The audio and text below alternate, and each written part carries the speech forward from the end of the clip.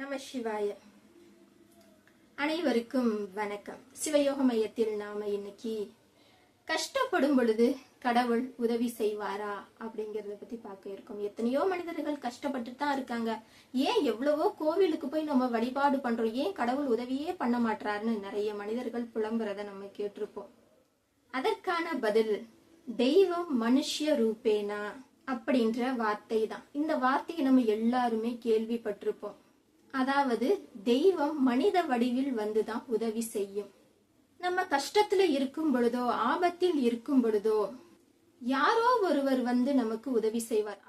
அவரை நம்ம முன்ன பின்ன பார்த்திருக்க கூட மாட்டோம். யாரோ ஒரு நபர் நமக்கு வந்து ஆபத்திலோ நம்ம கஷ்டத்துல இருக்கும் போதோ நமக்கு உதவி செய்வாங்க. ஆபத்துல இருக்கும் பொழுது முன்ன பின்ன தெரியாத யாரோ ஒருத்தர் வந்து உதவி செய்வார் இல்லையா, அவர்தான் கடவுள்.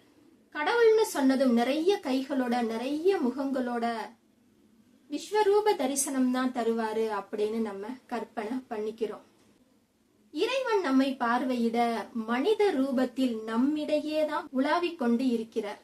அதனால நம்ம கஷ்டத்துல இருக்கும் போது கடவுள் நம்மள கவனிக்க மாட்டேங்கிறாரு, எங்கேயோ இருக்காரு, நம்ம கஷ்டங்களை அவர் கவனிக்கிறதே இல்ல, நமக்கு உதவியே செய்ய மாட்டேங்கிறாரு அப்படின்னு நீங்க நினைக்க வேணாம். கடவுளாகவே இருந்தாலும் அவங்கவங்களுடைய கர்ம வினைக்கு தகுந்தபடிதான் அவராலையும் உதவி செய்ய முடியும். கடவுள் எங்கோ இருக்கார் அப்படின்னு நினைக்காதீங்க. சக மனிதராக நம்மிடையே தான் உலாவிக் கொண்டு இருக்கிறார். நம சிவாய.